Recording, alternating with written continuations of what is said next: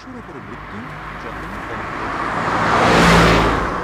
উত্তাল ছাত্র আন্দোলনে দিশেহারা বাংলাদেশে সবথেকে বেশি দিন ক্ষমতায় থাকা প্রধানমন্ত্রী শেখ হাসিনা। চলতি বছর জানুয়ারি মাসে চতুর্থবারের জন্য ক্ষমতায় এসেছে আওয়ামী লীগ।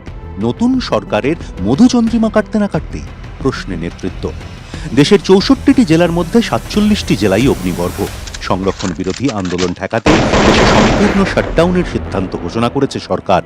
বন্ধ বিমান পরিষেবা, থমকে রেল, চলছে না ইন্টারনেট। গোটা দেশে অনির্দিষ্টকালের জন্য বন্ধ সরকারি এবং বেসরকারি সব শিক্ষা প্রতিষ্ঠান। ক্যাম্পাসে ঢোকা নিষিদ্ধ, এমনকি সরকারি অনুমোদনপ্রাপ্ত মেডিকেল, টেক্সটাইল, ইঞ্জিনিয়ারিং কলেজের পঠন পাঠনও সম্পূর্ণভাবে বন্ধ। প্রশ্ন, কেন এই পরিস্থিতির সম্মুখীন হল বাংলাদেশ? পড়শি দেশের সরকারি চাকরির 56% সংরক্ষিত। তার মধ্যে 30% চাকরির সংরক্ষণ রয়েছে 71-এর মুক্তিযোদ্ধাদের পরিবারের জন্য।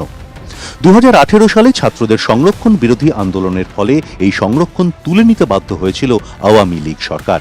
তবে চলতি মাসেই এক মুক্তিযোদ্ধার পরিবারের দায়ের করা মামলায় হাইকোর্ট হাসিনা সরকারের সেই সিদ্ধান্তকে বেআইনি বলে ঘোষণা করে সংরক্ষণ পুনর্বহালের কথা জানায়, যার বিরোধিতা করে পথে নামে ছাত্ররা।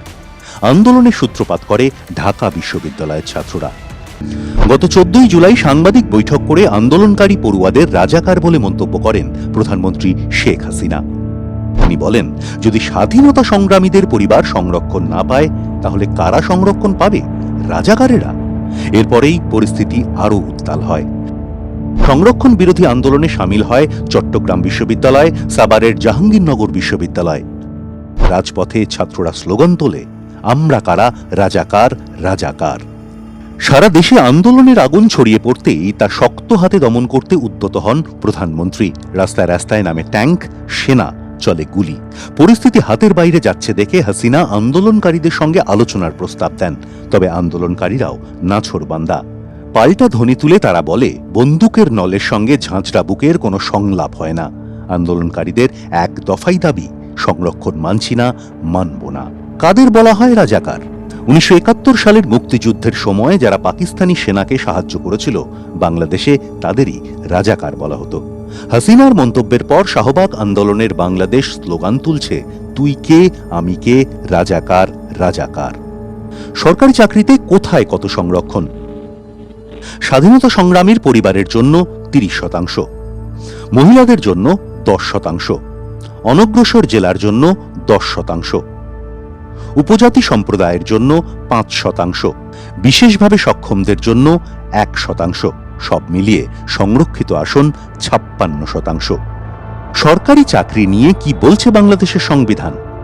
স্বাধীনতা উত্তর বাংলাদেশের সংবিধানে উল্লেখ রয়েছে, চাকরির ক্ষেত্রে প্রজাতান্ত্রিক দেশের সকল নাগরিক সমান অধিকার পাবেন।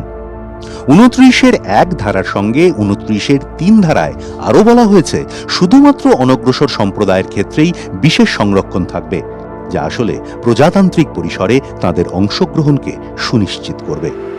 গত 5 জুলাই হাইকোর্ট যে রায় দিয়েছে, সেখানে দেশের সংরক্ষণ নীতির কথাও উল্লেখ করা হয়েছে।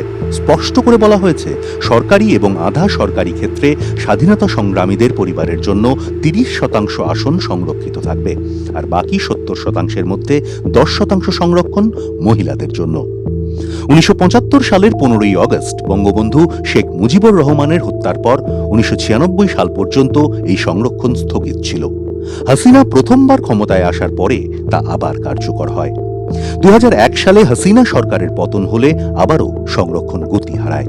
তবে 2009 সালে পুনরায় ক্ষমতায় এসে আবারও সংরক্ষণে গতি আনেন বঙ্গবন্ধু কন্যা। 2018 সালে এই সংরক্ষণ তুলে নেওয়া নিয়ে আদালতে মামলা হয়। সেই মামলায় সংরক্ষণ পুনর্বহালের সিদ্ধান্ত ঘোষণা হওয়ার পর থেকেই ছাত্র বিক্ষোভে অস্থির বাংলাদেশ।